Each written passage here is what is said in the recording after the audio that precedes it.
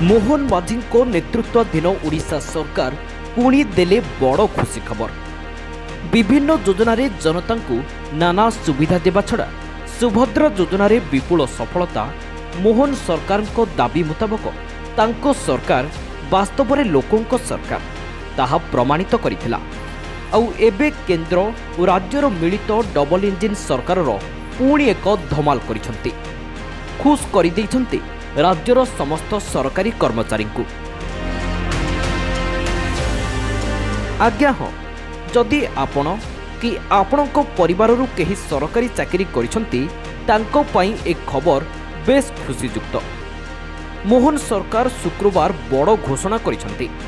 ता पुणी केंद्र स्वास्थ्य मंत्री तथा बीजेपी राष्ट्राध्यक्ष जगत प्रकाश नड्डा को ओडिशा पहुंचबार किछि घंटा पूर्व आउ सेही खुशी खबरटी हैला राज्य सरकारी कर्मचारी महंगा भत्ता बढ़ाई सरकार। समान 2% भत्ता वृद्धि नहीं निजे लोकों को मुख्यमंत्री मोहन चरण माझी घोषणा करिसंती। अर्थात वर्तमान सरकारी कर्मचारी माने पाउथिबा महंगा भत्ता 53% रु बढ़ी 55% हो जाइछि। आउ एहा जनवरी 1 2025 रु पिछला भाबे लागू हेबो।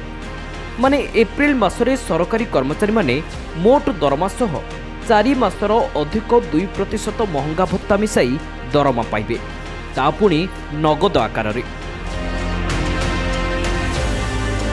सरकारी चाकरियांक छड़ा पेंशन भोगी को भी खुश कर दैछंती मोहन सरकार।